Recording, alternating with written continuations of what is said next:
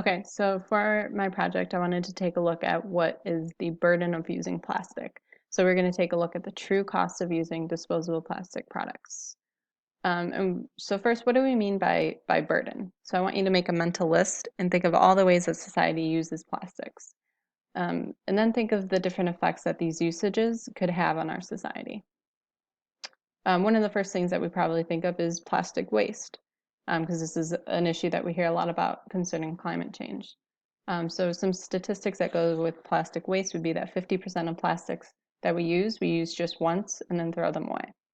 Enough plastic is thrown away each year to circle the earth 4 times over. And then 3 billion pounds of plastic water bottles enter our landfills every year. And it takes about 500 to 1,000 years for plastic to degrade. So where's all this plastic waste ending up? There's a lot of plastic in our oceans. Plastic constitutes approximately 90% of all trash floating on the ocean's surface, with 46,000 pieces of plastic per square mile. Plastic in our landfills, we currently only recover about 5% of plastics that we produce. And lastly, plastic in our ecosystems. 1 million seabirds and 100,000 marine mammals are killed annually from plastic in our oceans. All right, another way that plastic is a burden is its carbon footprint. So what is the cost in terms of energy used and pollution involved in the production of plastic? So for this, we can look at the plastic water bottle. Some questions to consider is how is plastic produced? What resources do we need for production? How much energy is used to make and transport plastic? And how much use do we get out of it? How much bang for our buck are we getting once we produce the plastic? Once we're done with it, how is it disposed of? And lastly, how does this compare to other packaging options? So we can look at the life cycle analysis of a plastic bottle. So plastic is made from oil, coal, and natural gas, so non-renewable resources, and it takes up CO2 to produce these materials. And then from drilling for oil, it goes to the bottling manufacturing, in which more energy and waste is produced from that manufacturing. From there, we get the plastic bottle, we use it usually once, and then we dispose of it either through recycling or we throw it away. So when we throw it away, it can be incinerated, which creates CO2 and N2O during the combustion process, which are not great for the environment. Can end up in landfills, like we stated before. If we recycle it, we can turn it into other things. But like we said, not a lot of the plastic that we use is getting recycled. So, so the question's revisited. So plastics are produced by chemically refining raw materials. Most plastics are made from non-renewable resources such as petroleum, natural gas, and coal. An estimated total of 32 million to 54 million barrels of oil was required to produce the bottled water consumed in the US in 2007. And that's not including the energy required for transportation. So the product end of life. So this again is concerning what happens when we're done with the product. After we use plastic bottles, a big issue is that only 14% is being recollected for recycling. The rest is ending up in landfills, incinerated, or in what this graph calls leakage, with 32% ending back up into our environment, whether it's in the ocean or in just pollution on our land. So we want to compare this to an alternative. An alternative to plastic would be glass. So we'll look at the life cycle analysis, and this is something I made for a previous assignment in this class for a glass water bottle. So we have the same basic structure. We have the collection of raw materials. For glass, it's going to be sand and silica and a lot of recycled glass. So we go to processing the raw materials and then producing the packaged consumer goods. We take it to a resale store, it's purchased, and then the consumer uses it. A big difference between this glass bottle and its plastic counterpart is that it's a much longer lifespan. We're using it and using it and using it instead of using it once and throwing it away. So when we come to the decision, do we once we're done with the glass water bottle, do we throw it away or do we recycle it? If we recycle it, glass is 100% recyclable, so it gets put back into the life cycle analysis to be recycled 100%. There's no wasted materials. So this is kind of summing that up, and making the point that it's 100% recyclable, which makes it a really efficient choice, even at the end of life. So the resources used for producing glass bottles are much cleaner and less expensive than plastic. And like I said, the lifetime of glass is much longer compared to the disposable nature of a plastic bottle. Right, and then the third aspect of the burden of plastic that we're going to look at is health. So when you made the list of places that we find plastic, you need look no further than inside yourself. Virtually all humans have a detectable amount of plastic chemicals in their body due to exposure to plastics. This is a problem that hits much closer to home than ocean pollution and landfill waste. So let's take a look at how the plastic is getting in our bodies and how this affects our health.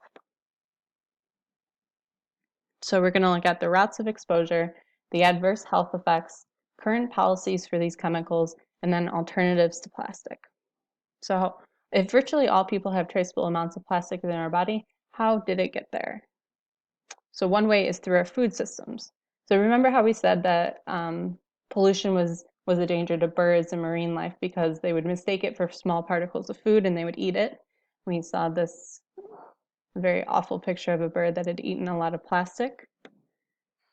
So what happens with this is that makes its way up our food chain. So when marine life eats these small particles of plastic, they are then eaten by larger fish, and then eventually they end up in our diets. So this graph kind of spells that out for us. So you can see the little fish eats a little bit, and each fish eats a little bit more, and it's stored in these animals because it doesn't break down for 500 to 1,000 years. And then by the time we eat fish, we have the same particles and chemicals inside of us. Plastic chemicals are also absorbed through the skin. So when plastic is being processed, other chemicals are added to make it more flexible and soft. And these chemicals do not form strong chemical bonds with the plastic. So they often break away from the plastic when we use them. These chemicals are then absorbed through the skin. Examples that you might have heard of this are BPA and phthalates. So some products that we use that contain these plasticizing chemicals commonly are in cosmetics, like lipsticks, nail polish, perfume, lotions, shampoo, a lot of stuff we use for hygiene. Clothing, shoes, anything with synthetic fibers, which are often used in shirts, pants, undergarments, socks, basically everything we wear. And then household items, things that we build our houses with, like paints, vinyl flooring, carpet fibers, and a lot more. This is very just tip of the iceberg of a list that we find these chemicals in. And food packaging. So this is a very pertinent issue with disposable plastic, is that we use a lot of it in our food packaging. So those same chemicals that are used to make the plastic soft and flexible that we just talked about, they're used in the plastics that we package our food in. And these chemicals easily leach off of the plastic, and in this case, they leach into our foods. The rate that these chemicals leach at is increased when exposed to heat through, say, a microwave or a dishwasher.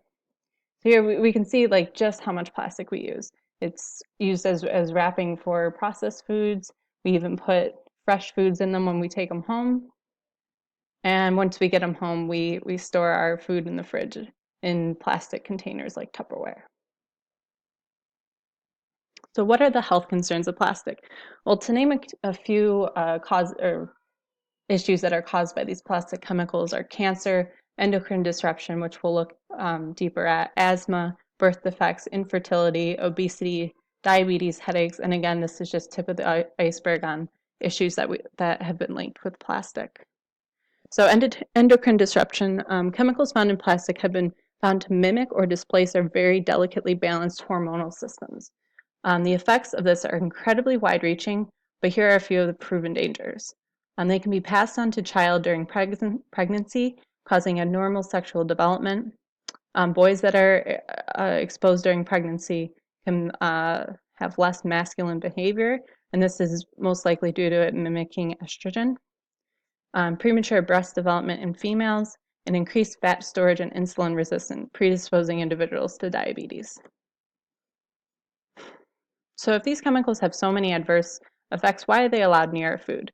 The EPA says that these chemicals are safe when consumed at small levels, and to back this up, they used a 2004 study that claimed that the current human consumption was within safe limit.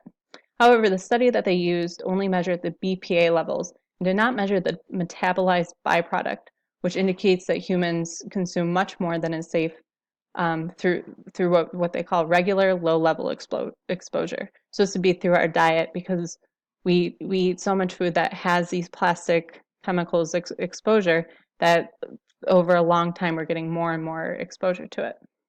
Lastly, BPA was approved by the FDA in 1963, and that was before the 1976 mandate that required chemicals to be proven safe before used in packaging. So it's kind of grandfathered in that since they had been using it, it was assumed that it was safe.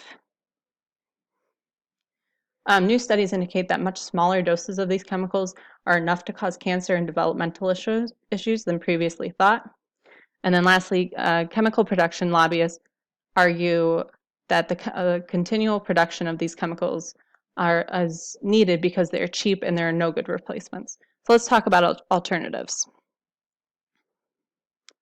So whatever your reason for wanting to replace plastic in your life, whether it be the environmental effects that we talked about in reducing waste, or if it's the health concerns that hit a little bit closer to home, here are a few ways to eliminate your reliance on plastic.